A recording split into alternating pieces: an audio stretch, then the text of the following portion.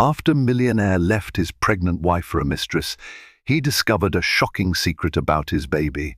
They say love and loyalty can stand the test of time, but what if greed, betrayal, and secrets tear them apart? In this story, a wealthy tycoon walks away from the woman he promised to cherish forever, leaving her pregnant and heartbroken. All for a new flame whose captivating allure beckons him away from the bonds of fidelity. Yet fate is not so easily outrun. Layer by layer, hidden truths will unravel, revealing shocking betrayals and ultimate redemption in ways none of them ever imagined. If you're ready for a roller coaster of drama, heartbreak, and unforeseen twists, then brace yourself for this extraordinary tale. Jonathan Pierce was not born into money. In fact, he came from a modest family in the outskirts of Kentucky, where his parents owned a small diner that served home-style meals to truckers and local farmers. Through grit, ambition, and an uncanny knack for spotting real estate opportunities, Jonathan ascended the ranks of high society. By age 35, he had amassed a fortune that few could even dream of. His name was splashed across the front pages of business magazines. His philanthropic ventures got him on charity boards, and his string of real estate projects made him a prominent figure in Manhattan's bustling market. But with riches came recognition, and with recognition came admirers. Jonathan had always had a roving eye. Charm came to him as naturally as ambition. He was tall, clean-cut, and always impeccably dressed, his suits custom-tailored on Savile Row, his watch a gleaming Rolex Submariner. He felt unstoppable, like he could shape his own destiny. When he first met Catherine Galloway at a high-profile fundraiser at the Metropolitan Museum of Art, it was as if time slowed for him. She carried herself with an elegant grace, the kind that comes from a quiet confidence and a heart filled with kindness. Catherine wasn't wealthy in the traditional sense, but her family name was old money prestigious. She was a pediatric nurse who spent her days at the renowned Cedars-Sinai Medical Center in Los Angeles, having recently transferred from the East Coast. During her short trip to New York, she attended that museum event to network on behalf of a children's charity. Jonathan was drawn to her sincerity, an honesty that contrasted sharply with the superficiality he was used to in the real estate world. Their courtship was straight out of a storybook: lavish dinners at Michelin-starred restaurants, romantic strolls in Central Park, weekends in the Hamptons. Jonathan introduced her to the best of everything. Catherine, in turn, introduced him to a gentler side of life, volunteering at clinics, sitting with terminally ill children to read them stories, championing medical fundraisers. For the first time, Jonathan felt that maybe there was more to life than chasing the next big deal. They married within a year, a lavish ceremony at the Plaza Hotel, replete with press coverage. The tabloids declared them the it couple, the self-made millionaire and the selfless nurse. Their union seemed invincible, but beneath the fairy tale veneer, cracks were beginning to form. Jonathan was devoted mostly. Yet he thrived on attention, adoration, and new conquests, whether they were properties or people. Catherine's pregnancy, announced in the second year of their marriage, couldn't have come at a more tumultuous time. Jonathan was on the brink of closing the biggest real estate deal of his life, acquiring a historic building in downtown Manhattan and transforming it into luxury condos. From the outside, life sparkled with success for Jonathan Pierce, and the whole world gazed at him in admiration.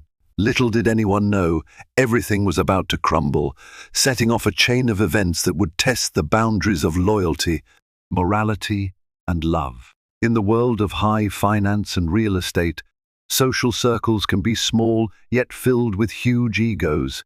And that was how Stella Harrington entered Jonathan's life, a socialite, a social media influencer, and the daughter of an oil magnate. She was introduced to Jonathan through a mutual friend at a post-gala party at a penthouse overlooking the glittering skyline. Stella had been eyeing Jonathan for months, fascinated by the synergy of his rugged beginnings and polished success. She made no attempt to hide her interest, walking up to him with an air of confidence that was both alarming and seductive. Her conversation sparkled with ambition. She was not just a party girl, but she had cunning intelligence. She'd studied business at Harvard before dropping out to build a personal brand that attracted sponsorship deals from high-end fashion labels like Gucci and Chanel. Jonathan found himself drawn to Stella's audacity. Where Catherine exuded calm warmth, Stella was all fire and excitement. At first, he told himself it was just an innocent fascination. He wasn't the type to cheat outright, was he? So he said, in the quiet of his own mind. Then came the business meetings disguised as coffee breaks, the lunches that stretched too long, and the late-night texts that blossomed into secret rendezvous at exclusive clubs. Before he realized what was happening, or maybe, more truthfully, before he was willing to admit it, Jonathan found himself ensnared by Stella's gravitational pull. One fateful evening, Catherine was on a 12-hour shift at the hospital, caring for children battling life-threatening illnesses. Jonathan was supposed to be home, poring over financial spreadsheets and finalizing the last details for his big property deal. Instead, he ended up at Stella's loft in Tribeca, a luxurious space with art installations that cost more than some people's entire homes. Their conversation ranged from future investments to the subtle politics of social elitism. By midnight, talk had given way to passion. That night marked the start of an affair that would become Jonathan's biggest regret. Complicity has a strange way of creeping into daily life. Soon, Jonathan was making feeble excuses to Catherine, unending late-night meetings, urgent phone calls, out-of-town property hunts that nobody else on his team could handle. Catherine was no fool. She noticed the shift in his attention and temperament, but she chalked it up to stress. After all, she was pregnant, and Jonathan was about to close on the largest deal in his career. She tried to support him, stepping back to give him space, never suspecting that he was giving his time, energy, and affection to someone else. But secrets inevitably leak. A dam cannot hold forever. The first sign came when a mutual acquaintance casually mentioned seeing Jonathan leaving a restaurant with Stella, their faces dangerously close, their expressions intimate. Catherine brushed it aside as a misunderstanding. Another sign came when she tried to call him in the middle of the day, only to hear Stella's laughter in the background. The slow gnawing in her gut evolved into something sharper. She confronted Jonathan after dinner one night, tears in her eyes, voice trembling. Jonathan denied everything. He was too used to playing the game, too comfortable lying. Catherine, feeling guilty for even questioning him, let the matter rest. Perhaps it was her hormones, she thought, or stress from her own job at the hospital. She wanted to believe that her husband was honest, that their marriage vow was a sacred bond. But illusions last only so long, and for Jonathan, illusions were about to shatter in a most spectacular fashion. A month went by. Catherine's pregnancy was nearing its 6th month. Her baby bump was more pronounced, and the hospital staff showered her with warmth and playful teasing about soon becoming a mother herself. But at home, the atmosphere was tense. Jonathan was often absent, and when he was present, he seemed either distant or irritable. Late one night, as Catherine sorted through baby clothes in the living room, Jonathan's phone buzzed on the coffee table. He was in the shower, and the screen kept lighting up. Catherine glanced over. The contact name was deliberately hidden, an encrypted messenger that Jonathan used for business or personal affairs that needed confidentiality. Normally, she respected his privacy, yet an irresistible sense of dread pushed her to pick up the phone. In that moment, her entire body trembled with the knowledge that she was about to open a door that might never close again. She saw messages from Stella, messages that left no room for doubt. They talked about nights together, future vacations, getting rid of certain complications. Catherine's heart pounded in her chest so violently she thought she might collapse. She felt tears burning her eyes as she read line after line of betrayal. The shock was indescribable, as if the ground beneath her feet had given way. Jonathan emerged from the shower to find Catherine pale and shaking, phone in hand. For a moment, he stood frozen at the doorway, droplets of water running down his arms. He didn't even need to read her expression. He already knew what she had discovered. "I can explain," he began, voice hesitant, eyes darting. But Catherine was beyond reason. Anger and hurt twisted her features, her voice rising in disbelief and sorrow. The confrontation escalated quickly. Words flew, accusations were hurled. Jonathan tried to downplay the affair, calling it a meaningless fling that he'd planned to end. Catherine wasn't buying it. She was carrying his child, dedicated her life to a marriage she believed in, and he had discarded her trust so casually. Eventually, Jonathan spat out words he would later regret. "Maybe we got married too soon. Maybe I need something else. I can't be caged." In the heat of the moment, with her tears still stinging, Catherine demanded he leave if he couldn't commit to being a husband and father. Fueled by wounded pride and a twisted sense of justification, Jonathan stormed out, slamming the door behind him. The next day he did not return. Instead, he moved into a luxury suite at the Ritz-Carlton, using business travel as an excuse. The tabloids soon caught wind of trouble in paradise, posting speculative articles about Jonathan Pierce's rumored mistress. Catherine felt the weight of public scrutiny bearing down on her like 1,000 eyes. Her once idyllic marriage had crumbled. She was alone, pregnant, and deeply humiliated. Through tears, Catherine made a decision. She would focus on her work and her unborn child, and let Jonathan figure out his own path. If the father of her baby wanted to run away with another woman, that would be his cross to bear. Little did she know, fate and karma were already aligning events that would bring them both face to face with consequences far beyond anything they could imagine. While Catherine grieved quietly, refusing to let her patient see her pain, Jonathan lost himself in a whirlwind of indulgence. Stella welcomed him with open arms, ensuring that he saw only the glitz and glamour of their new life together. They attended glittering soirees where celebrities and influencers danced under neon lights, broadcast their lavish experiences on Instagram, and hopped from one elite restaurant to another. The guilt that gnawed at Jonathan was silenced by the loud excitement of his new relationship, the edge of a knife adrenaline rush that came from living with someone who had no qualms about taking what she wanted. Stella was bold, exhilarating, unpredictable. For Jonathan, it was a high that he confused with happiness. Eventually, though, his real estate empire needed attention, and so did the biggest deal of his career. Documents had to be signed, finances had to be allocated, and timelines had to be managed. He had built an entire empire on detail-oriented negotiation and strategic planning, and now all that was at risk. Despite Stella's attempts to keep him in a perpetual state of luxury and pleasure, Jonathan was forced to immerse himself in work.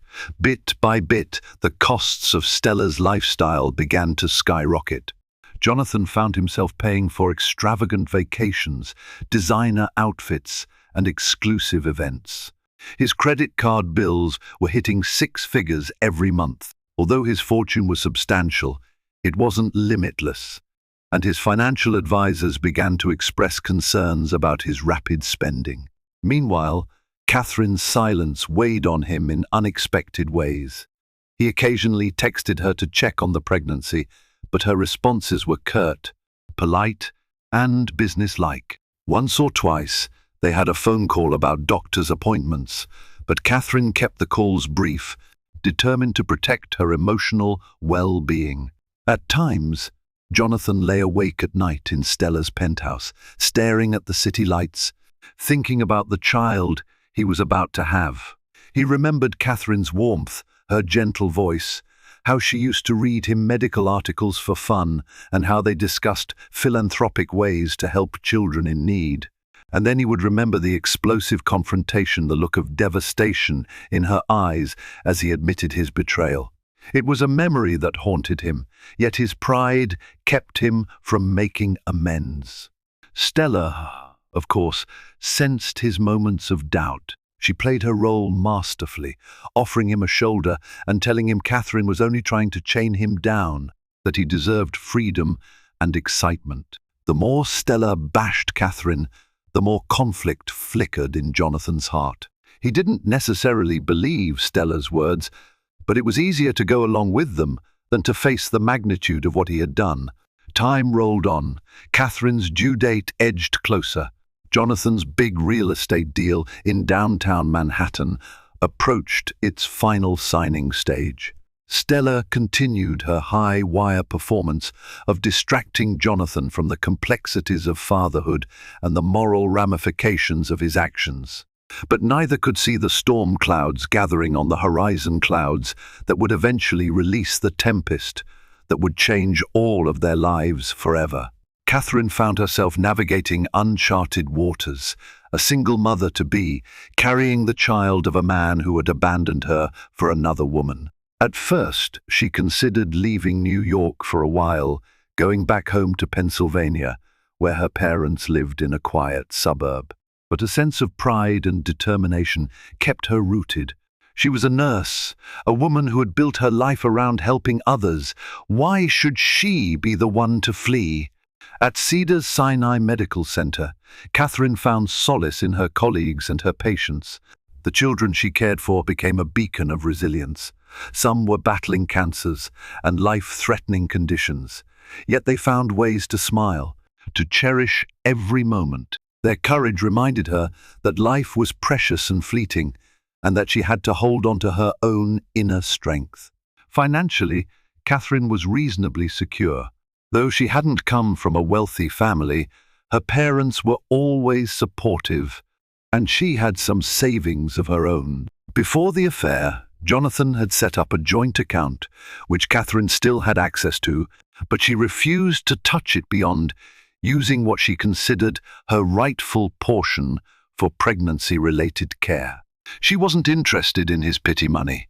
Jonathan's sporadic messages, always short, often guilt-ridden, only hardened her resolve.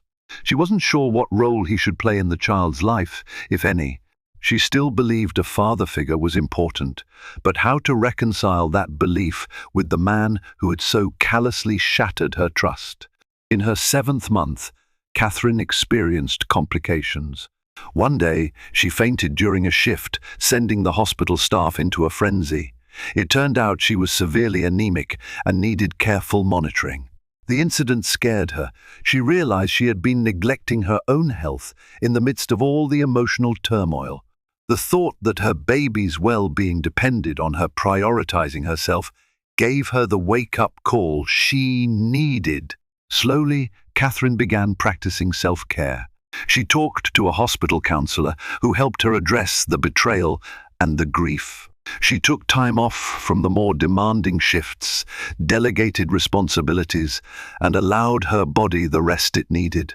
The hospital administrators, who held her in high regard, offered extended support and flexibility in her schedule. Despite her heartbreak, Catherine was determined to bring her child into the world safely, with or without Jonathan's presence. She would give this baby the love and security it deserved, no matter the sacrifice. If that meant staying strong on her own and forging a new path in life, so be it. While Catherine was focusing on her health and pregnancy, Jonathan's professional life took a precarious turn. His big downtown deal required significant loans, as any major real estate acquisition might. He'd borrowed heavily from a consortium of banks, using not just the property but also a substantial chunk of his personal assets as collateral. It was a calculated risk, but one he believed would pay off handsomely once the development was completed and the luxury condos sold like hotcakes. Except the market began showing unexpected signs of cooling. Interest rates rose, potential buyers hesitated, and foreign investment slowed to a trickle. Suddenly, the once sure thing looked fragile. To make matters worse, Stella's lavish demands did not abate. She was planning a massive summer party, rumored to cost several $100,000. She wanted to celebrate a new endorsement deal she had struck with a famous jewelry brand. Jonathan found himself drained financially and emotionally. Late-night arguments erupted between him and Stella, fueled by tension about overspending, the uncertain real estate market, and the guilt that gnawed at him like a persistent worm. In the midst of this, a new rumor reached Jonathan's ears. Some of the hedge funds backing his project were pulling out, spooked by shifting market conditions. If that rumor turned into reality, he would be left with an astronomically expensive property and no immediate means to develop it.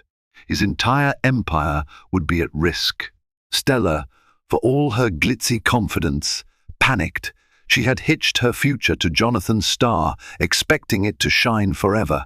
For her, the reason she had embarked on this affair was not just attraction, it was the status, the money, the opportunities. The idea that Jonathan might fail financially was unthinkable to her. She pressured him to do whatever it took to salvage the deal, to keep the money flowing. An unexpected glimmer of conscience arose in Jonathan. He started to think about Catherine and the unborn child. If his finances collapsed entirely, how would he support the baby? Did Catherine have the resources she needed if he went bankrupt? He found himself in a torment of conflicting loyalties. One part of him still rationalized that he had chosen Stella, that Catherine had asked him to leave. Another part, buried beneath layers of denial, knew that Catherine was the one who had truly loved him without conditions, and he had abandoned her. One particularly tense night, Jonathan and Stella were at a high-end rooftop bar, celebrating some minor progress in negotiations with the banks. Stella pressed him about finalizing the last bit of financing. She pointed out that their extravagance couldn't be scaled down. Her brand needed it. Her image demanded it. Jonathan felt cornered. He tried to stand firm, explaining that he needed to cut back if the project's profits were going to be saved. Stella erupted in anger, accusing him of betraying their future and questioning his ability to be a real man. Their argument was cut short by a phone call. It was from one of Jonathan's top advisors, his voice tense. "We might have a big problem. You'd better meet me at the office first thing in the morning." And so, once again, Jonathan found himself at a crossroads, with his career teetering on the edge of collapse and his personal life in absolute disarray. As Jonathan's crisis deepened, Catherine continued her slow, steady journey toward giving birth. She tried to distance herself from the drama swirling around Jonathan, but it wasn't always possible.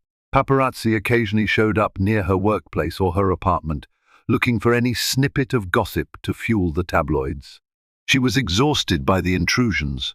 Then, one brisk afternoon, as Catherine was leaving a prenatal checkup, she encountered Stella standing outside the OB-GYN clinic. Stella wore oversized sunglasses and a designer coat that cost more than Catherine earned in several months.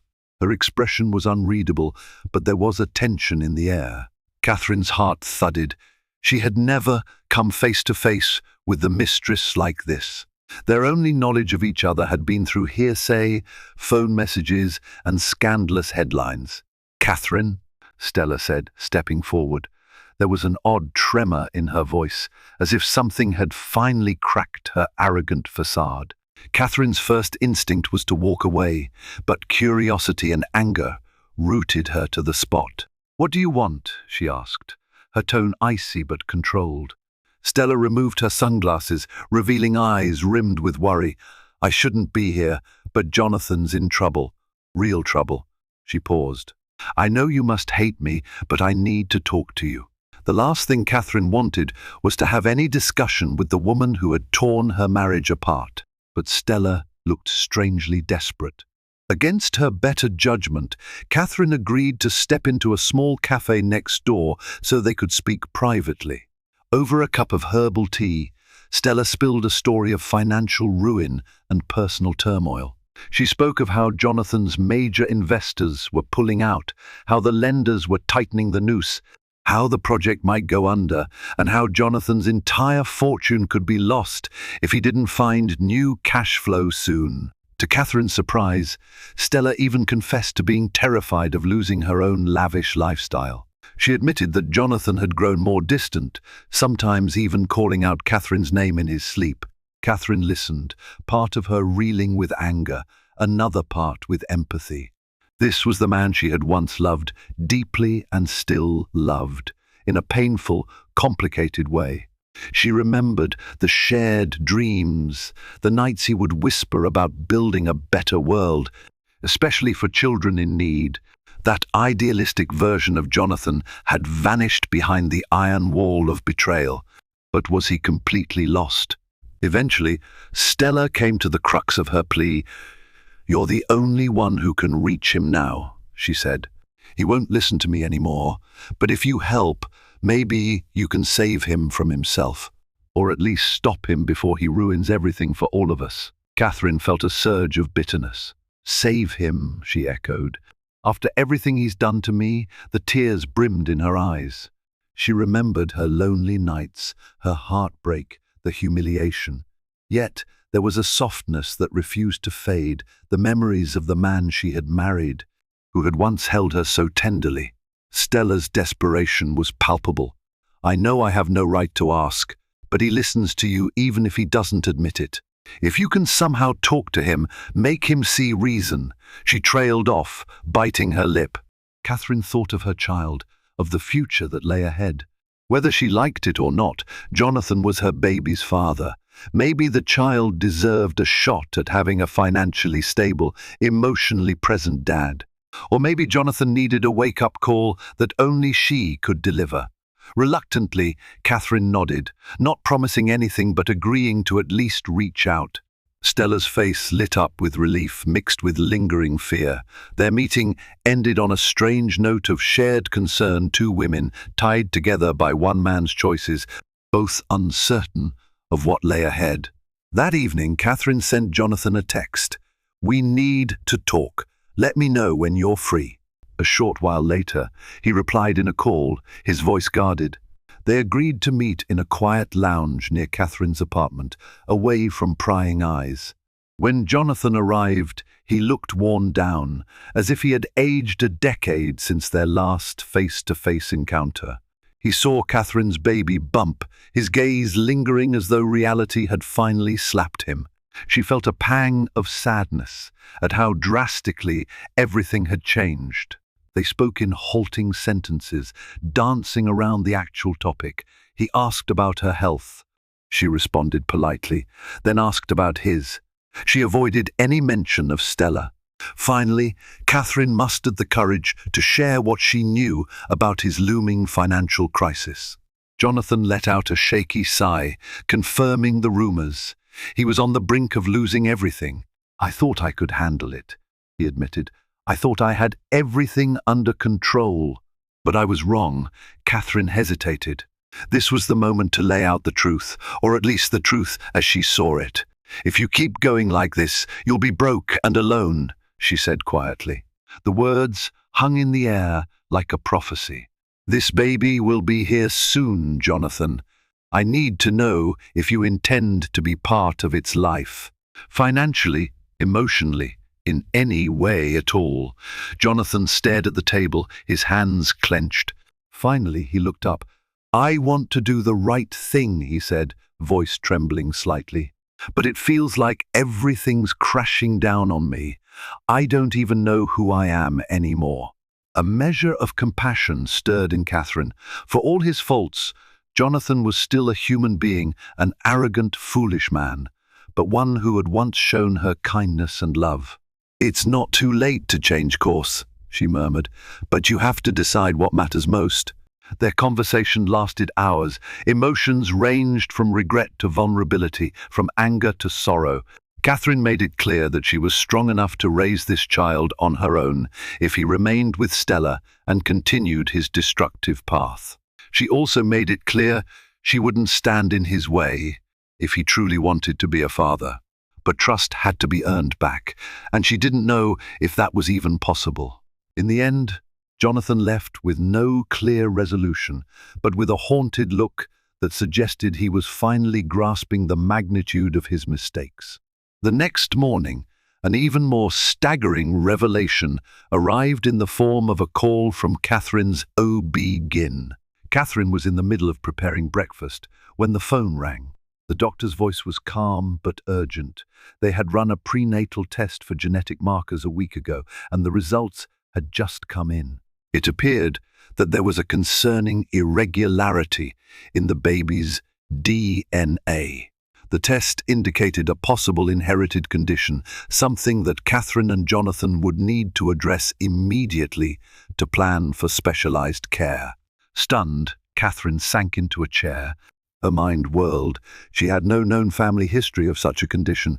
The doctor suggested that the father's side might hold the clue and recommended a thorough genetic screening for Jonathan as well. In a flash, Catherine recalled Jonathan's family history. He'd never mentioned anything more serious than his father's high cholesterol. Could it be from some distant relative? Before panic could take full hold, the doctor offered reassurance. Some tests yield false positives. They just needed more data. Catherine realized Jonathan had to be informed, even if it would tear open fresh wounds. This wasn't just about financial support or emotional presence. Now it was about the child's health, potentially a life-threatening or life-altering condition. She picked up her phone, her fingers shaking, and dialed Jonathan's number. Jonathan listened in stunned silence as Catherine relayed the doctor's concerns. He agreed to undergo genetic screening without hesitation, setting an appointment for the next day. Fear for the unborn child overshadowed all his previous worries. Money troubles, infidelity, guilt, everything paled compared to the thought that his baby could be born with a serious condition. In a strange twist of fate, Stella was the one who pushed him to go through the screening as soon as possible. She saw the gravity in his eyes and, perhaps for the first time, recognized the depth of the situation. This was no longer just about her, or even about Catherine. It was about the life of a child. For once, she put aside her usual jabs and simply said, "Do whatever you need to do." Jonathan's screening took place at the same clinic where Catherine received her prenatal care. The atmosphere was tense as they waited for the results in a small consultation room. For one brief moment, seeing Jonathan and Catherine together, a few nurses remembered the once happy couple who had seemed so in love. Now they sat side by side, a chasm of betrayal and heartbreak separating them. When the geneticist entered, holding a stack of papers, Jonathan and Catherine braced themselves. The doctor explained that preliminary findings suggested the baby carried a specific genetic marker linked to a rare heart condition. They would need regular monitoring and possibly in utero interventions. With proper care, the baby could lead a healthy life, but it was essential they confirm who carried the gene. Then came the bombshell. Jonathan's genetic tests showed no trace of that marker. In fact, none of his genes matched the anomaly found in the fetus. Confusion gripped them. If Catherine didn't carry it, and Jonathan didn't carry it, how did the fetus inherit it? A chill swept through the room. Catherine's first thought was that there must be an error in the tests. Jonathan's eyes clouded with a more troubling suspicion as the doctor droned on about the possibility of lab mistakes or incomplete family histories. Jonathan stood abruptly, his mind reeling. Could the child be someone else's? Catherine, though equally stunned, felt an immediate burst of anger at the implication. She had been faithful throughout their marriage, never once straying. Jonathan, however, had an affair. That irony was not lost on her. She insisted on retests, certain that an administrative error or unacknowledged distant relative was behind this. The doctor agreed it was prudent to run more comprehensive tests. But the initial results were stark.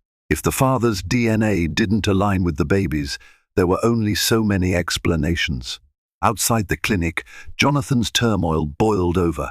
He turned to Catherine, voice laced with accusations. "I left you, but I never questioned if the child was mine. Now, this." The pain in his face was raw, as if he were once again the betrayed party. Catherine's fury flared. She reminded him that she had never taken another lover. The argument quickly escalated, fueled by fear and confusion. They parted in anger, each harboring doubts, each unable to fathom how fate could twist the knife even deeper. Days passed in a haze of uncertainty. Catherine locked herself in her apartment, refusing visitors except for medical professionals. Jonathan vacillated between fury and self-blame. Could he have driven Catherine into someone else's arms by neglecting her? Was he being punished for his own betrayal? Meanwhile, Stella was unnerved by the looming financial crisis, Jonathan's emotional instability, and now this paternity puzzle. She began to distance herself, staying out late at night, taking more brand deals that involved travel. Jonathan noticed her disappearing empathy and realized, with sinking dread, that Stella was loyal only to her own interests. Catherine's retests finally came back, adding layers of complexity. The baby did indeed carry a marker for a heart condition that didn't match Catherine's or Jonathan's known genetic patterns. However, there was a letter from the lab that they needed to sit down with a specialist for more comprehensive genetic counseling. At last, the day arrived. Jonathan and Catherine, despite their animosity, met at the clinic to get to the bottom of things. The genetic counselor explained that sometimes genetic markers can skip multiple generations or arise from rare mutations. But given the specific nature of this marker, they wanted to cross-reference certain genealogical databases. Catherine felt her head spinning. She was sure there was no mistake about who fathered her child. How could there be? The specialist said, "It's possible that there's an unacknowledged branch in Jonathan's family tree carrying the mutation or a spontaneous gene anomaly. Or there could be an error we haven't caught. The best next step is a thorough genealogical DNA test to see if Jonathan's extended lineage reveals anything we haven't seen before." That test took 2 agonizing weeks. During that time, Jonathan's business woes reached a critical point. Multiple investors officially pulled out. The bank threatened to foreclose on some of his properties if he didn't produce a new infusion of capital. Stella became scarce, offering weak excuses about brand events and influencer obligations. Alone in his penthouse, Jonathan realized that the glamorous life he had chosen was nothing but a house of cards, teetering on collapse. Catherine, meanwhile, relied on her supportive network of hospital friends. They arranged a small baby shower for her, which she attended with mixed emotions. She smiled at the gifts and well wishes, but cried herself to sleep later that night, overwhelmed by the uncertainty surrounding her child's health and parentage. Finally, the genealogical test results arrived. Jonathan and Catherine sat in the counselor's office, hearts pounding. The counselor laid out the findings. In a hidden branch of Jonathan's lineage descendants, not well documented in the official family tree, there was a record of a rare heart condition carried through paternal lines. A great-great-grandfather had fathered children outside of wedlock, passing along the gene quietly through the generations. Jonathan had inherited a recessive trait that didn't show up in his standard screen, but the baby had manifested it. Relief crashed over Catherine like a wave. Her baby's father was indeed Jonathan. The perplexing question of paternity was answered. But the news about the inherited condition also clarified that the child would need specialized care, possibly including surgical intervention after birth. Jonathan was speechless, relief mingling with newfound remorse. He had doubted Catherine's fidelity. He had abandoned her, and yet The child was his all along. The specialist explained that with modern medicine, the baby could lead a normal life, but vigilance was key. Emerging from the clinic, Jonathan turned to Catherine with tear-brimmed eyes. "I'm so sorry," he whispered. She could see genuine regret etched in his face. For the first time, they weren't enemies, but two flawed individuals bound by the life growing inside Catherine. With the paternity mystery solved and the baby's health course set, Catherine moved forward with a renewed sense of clarity. While she couldn't simply forget Jonathan's betrayal, she recognized that he had a pivotal role to play if he truly wanted to be a father. Jonathan faced the financial consequences of his choices head-on. One morning, he received a final notice from the bank, demanding immediate payment of a substantial sum to cover his project loans or face foreclosure. He scrambled to sell off some assets quickly, a yacht he rarely used, a secondary vacation home in Aspen, and various luxury cars. But even that wasn't enough to fill the gaping financial void. The real estate market had softened, and buyers weren't lining up for his once coveted properties. In desperation, Jonathan turned to Stella, hoping she would at least stand by him until he found a solution. But Stella, having sniffed out a sinking ship, was already on a plane to Europe for a major fashion event. She left behind a perfunctory note, thanking him for the amazing experiences and expressing hope that he would bounce back soon. Though she wasn't optimistic. The betrayal stung, but deep down, Jonathan knew it was the type of heartbreak he had earned by betraying Catherine first. Meanwhile, Catherine had entered her 9th month, the baby's arrival imminent. Jonathan attended a few doctor's appointments with her, quietly learning about the specialized care they would need for the newborn. Each time, he felt a pang of sorrow and regret for the months he had lost, the devotion he had squandered.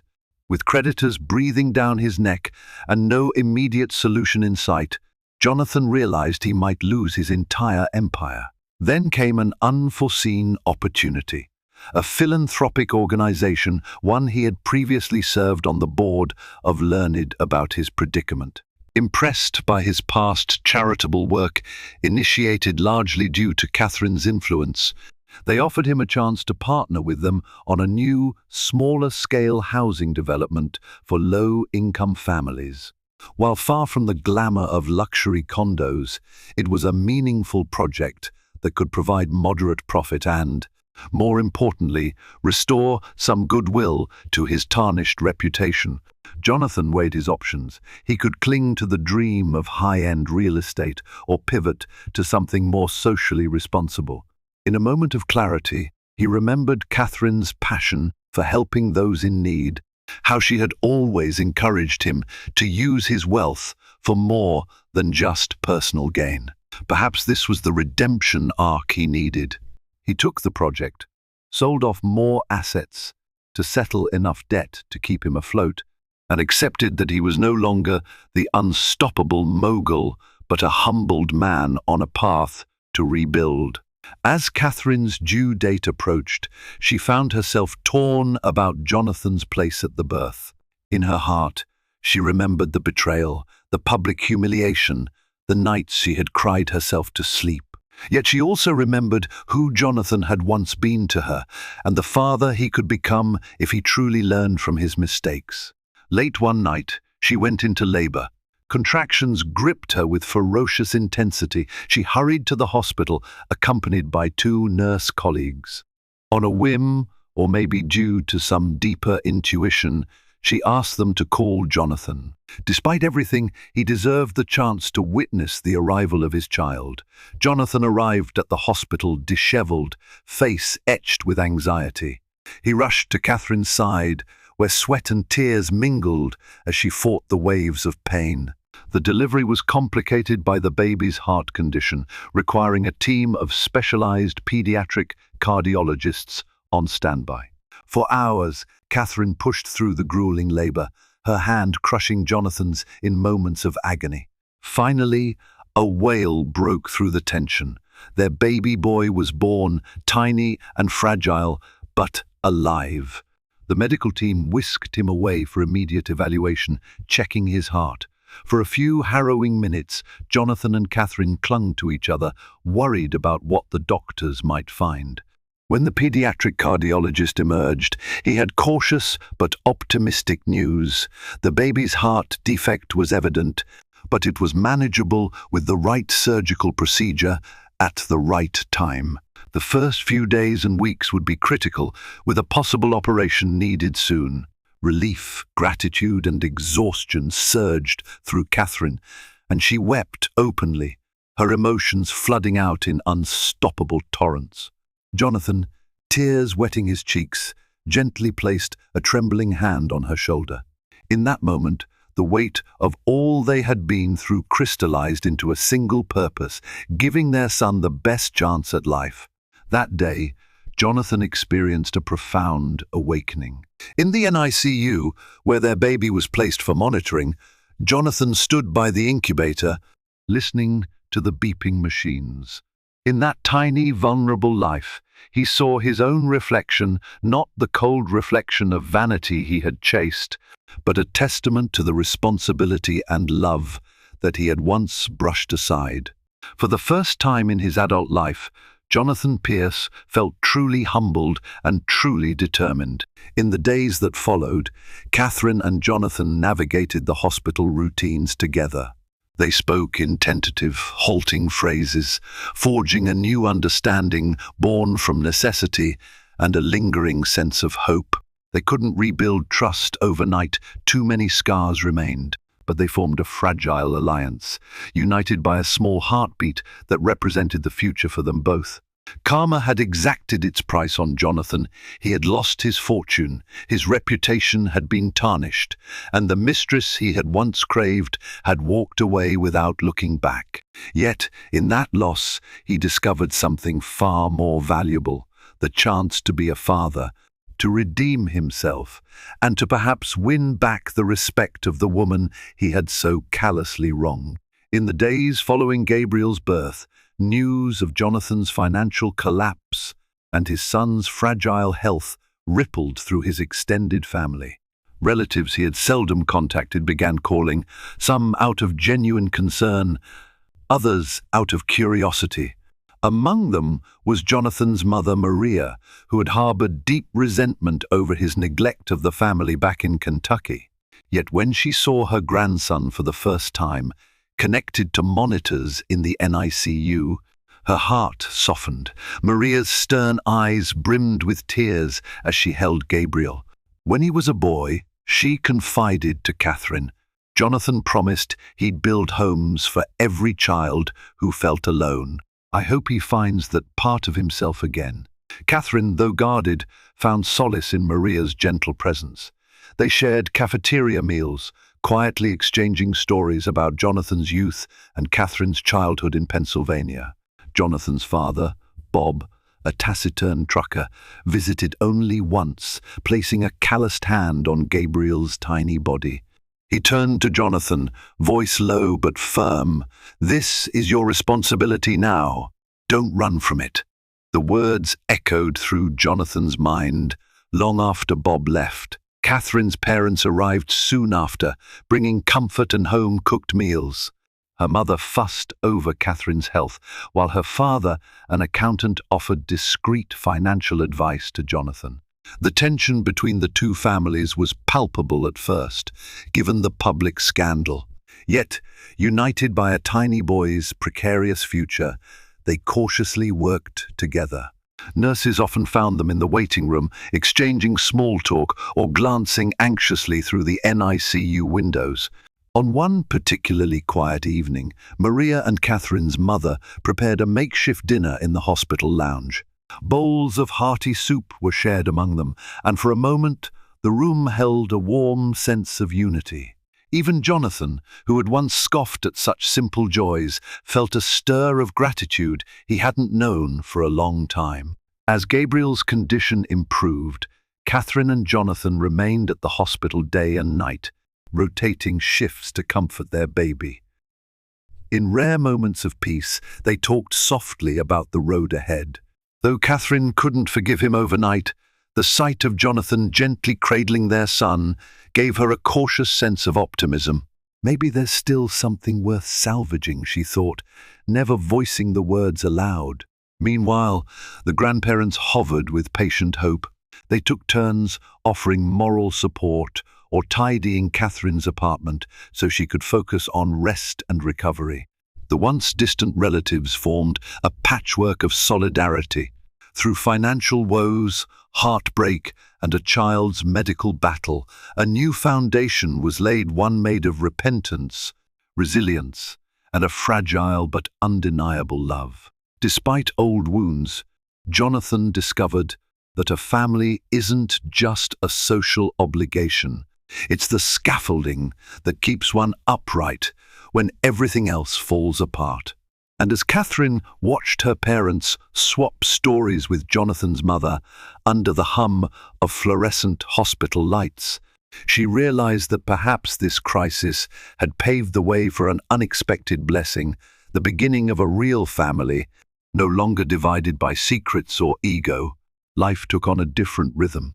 Jonathan managed to stabilize his finances through the low-income housing project. He wasn't a multi-millionaire anymore, but he had enough to live comfortably and provide for his family. He continued to pay off debts from his ill-fated luxury development, but each check he signed also served as a reminder of the path he never wanted to tread again. Catherine, for her part, embraced motherhood with a quiet joy. Their son, Gabriel, underwent a successful operation at 6 months and showed marked improvement by his first birthday. Catherine juggled her nursing career and parenthood, while Jonathan did everything he could to support her, from sleepless nights to hospital checkups. They didn't jump straight back into a relationship. Instead, they attended therapy sessions, working through the betrayal and hurt. Some days were good, some days reopened old wounds, but they stuck with it, slowly building a co-parenting arrangement that might one day grow into something resembling the partnership they once had. As for Stella, she popped up in the tabloids from time to time, usually photographed at some glamorous event. Jonathan felt only a distant pang of regret when he saw her pictures, a reminder of how easily he had been led astray, how costly his arrogance had been. In the end, Jonathan Pierce's karma came in waves. He lost his fortune, his social standing, and much of his pride. But the real karmic lesson was deeper, the recognition that love, loyalty, and genuine human connection are worth more than any bank account or flashy accolade. He stood at the edge of a new life, one where every day he strove to be a man his son could look up to. Lives can change in a heartbeat when self-serving desires blind us to what truly matters. Jonathan's world shattered the moment he walked out on the woman he vowed to love and protect. Yet destiny had a plan all its own, a plan that demanded humility, responsibility, and genuine remorse.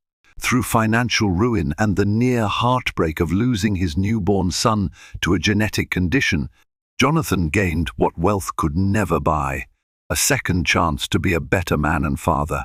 If this story gripped your heart and kept you on the edge of your seat, there's more to come on this channel. Share your thoughts in the comments. Tell us if you believe Jonathan truly earned redemption. Hit that like button if you found a glimmer of hope in this tale, and make sure you subscribe so you never miss another captivating story. Together, let's keep exploring life's ups, downs, and ultimate lessons.